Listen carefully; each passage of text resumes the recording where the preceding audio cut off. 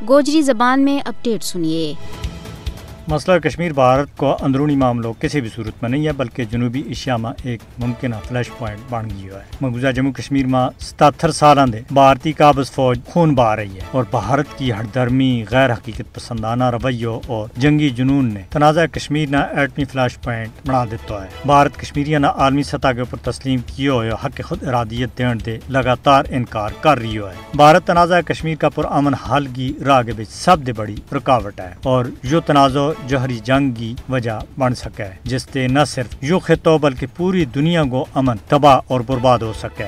RSS की हिमायत वाली मोदी हुकूमत की फौजी पॉलिसी जनूबी एशिया में अमन और इस्तेकाम न नुकसान पहुँचा रही है और भारत का तर्ज कश्मीर का हवाला दे अक़वाम मुत्तहिदा का चार्टर की सरासर खिलाफ वर्जी आलमी बरादरी के वास्ते भी एक बहुत बड़ा चैलेंज है। मसला कश्मीर को हतमी और आखिरी हल अक़वाम मुत्तहिदा की सलामती कौंसिल की करारदादा के मुताबिक मुनसिफाना और गैर जानिबदाराना हिसाब राय शुमारी है। कश्मीरी अवाम पाकिस्तान और भारत इस मसला का बुनियादी फरीक है। इस हिसाब राय के अलावा इस मसला को कोई भी हल काबिल कबूल नहीं हो सको। मकबूजा कश्मीर की बिगड़ती हुई सूरत हाल फौरी तौर आलमी मुदाखलत को मुतालबो कर रही है। तनाज़ा कश्मीर का हल में चेर दे आलमी इस्तेकाम पर सख्त मनफी असरात पै रहा है। कश्मीरियों की हालत जार वर दुनिया की बेहिसी इलाकाई और आलमी सलामती के वास्ते भी बहुत बड़ो खतरा है। आलमी बरादरी के वास्ते यह गल जरूरी है कि तबाह को नताज दे बचने के वास्ते मसला कश्मीर ना हल करें। अक़वाम मुत्तहिदा और दुनिया की बड़ी ताकत ना मकबूजा जम्मू कश्मीर में भारत का गैर कानूनी और अदम इस्तेकाम पैदा करने वाला इकदाम